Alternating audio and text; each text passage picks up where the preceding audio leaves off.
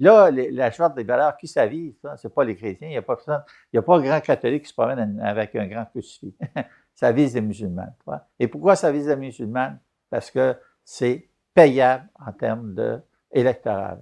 Et ça, pour moi, c'est du populisme de droite et que j'exècre.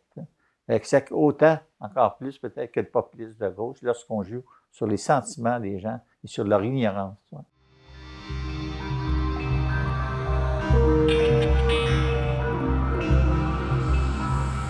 Pour moi, c'est pas tellement l'esprit derrière avec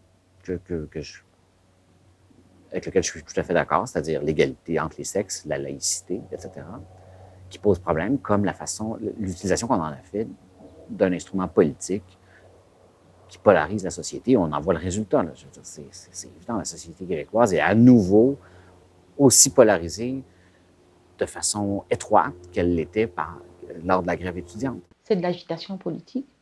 Moi, je pense que c'est une agitation qui a des visées électoralistes. C'est dommage, parce que ça divise profondément les Québécois. C'est ce que le gouvernement Charest avait fait avec la grève étudiante pour pouvoir, espérant gagner les élections, diviser la population québécoise de façon très, très, très simpliste. Le gouvernement Marois, pour ma part, fait la même chose. Et je trouve ça extrêmement déplorable quand on parle de questions qui sont aussi fondamentales que celles-là. Bon, je pense que les communautés culturelles et immigrantes ont toujours été ici, excusez-moi l'expression, la tomate dans la sandwich. Ça a toujours été pris entre la majorité francophone et une minorité anglophone qui a beaucoup de mal à perdre ses privilèges et qui représente aussi la majorité du reste du Canada. Donc vous voyez, c'est une minorité qui est majoritaire avec une majorité qui est minoritaire. Et entre deux, les immigrants représentent l'enjeu. Que le Parti québécois, à partir dans les années 70, avait un discours de minoritaire, anti-oppression, défenseur des minorités, mouvement de libération nationale, etc. Et quand, comme le passage sociologique du minoritaire à majoritaire s'est effectué, maintenant il y a un discours de majoritaire, frileux, un peu genre, même je dirais, un peu extrémiste, qui veut défendre les acquis, intégrer les gens, mais défendre son statut de majoritaire pour défendre des acquis du passé et non pas, en tout cas, moi je trouve, pour aller de l'avant. Donc le discours anti-oppression est passé à un discours d'assimilation. Et moi, je trouve que ça, c'est un peu... ça peut être un couteau à double tranchant. Ça peut être dangereux pour un mouvement qui se voulait un mouvement nationaliste de gauche à une certaine époque. Le gouvernement du Parti québécois a déposé son projet de loi sur les élections à date fixe. En démocratie, il n'y a pas de rendez-vous plus important, plus significatif qu'une élection.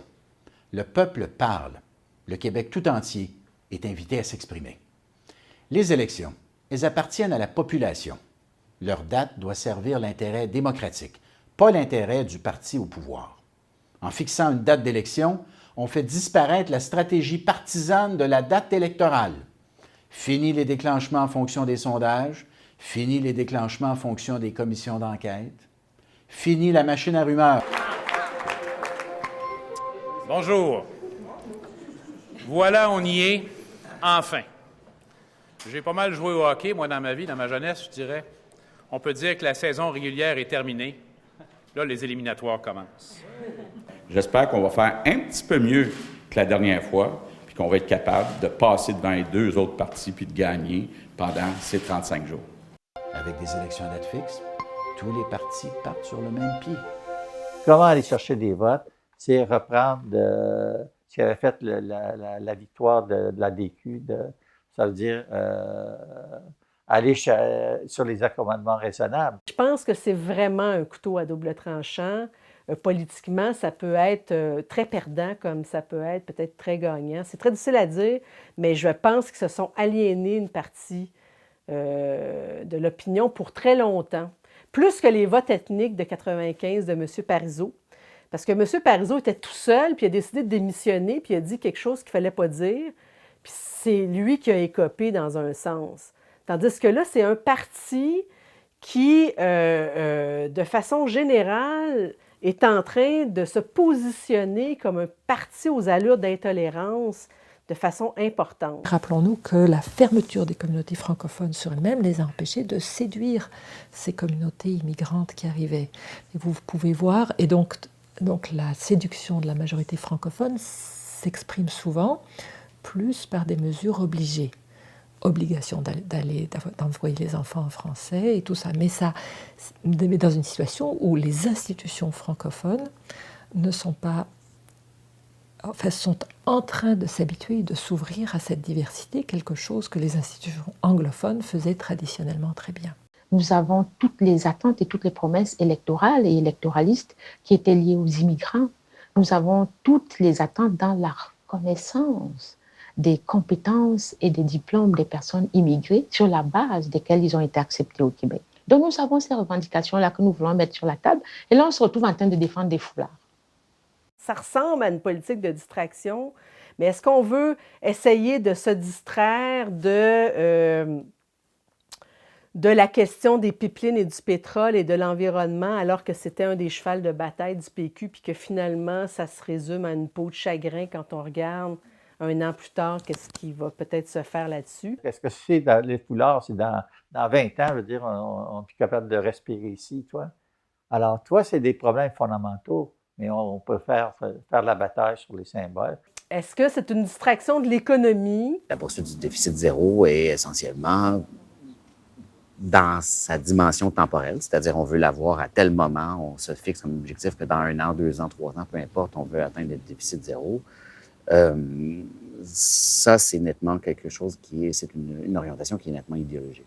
Ce que le gouvernement Marois fait, à mon sens, c'est accepter, intérioriser complètement le débat, l'idéologie néolibérale, de faire reposer sur l'individu le succès collectif. Et en ce sens, c'est une politique d'austérité. Est-ce que c'est une distraction de la commission Charbonneau parce qu'il y a trop de désabusement collectif sur le vol collectif qu'on a tous subi et qu'on ne pourra jamais revoir la couleur de notre argent dans cet univers de criminalisé? Est-ce que c'est une distraction de tout ça ou d'une seule affaire? Je ne peux pas te le dire. Mais c'est possible qu'il y ait une stratégie de distraction. À mon avis, pour moi, je pense que c'est plus une stratégie de rapprochement de la CAQ pour essayer d'éliminer la CAQ. Les politiciens, ils espèrent faire des gains avec ça. Et moi, je peux compter sur l'intelligence de la population pour ne pas se laisser embarquer dans ces enjeux populistes.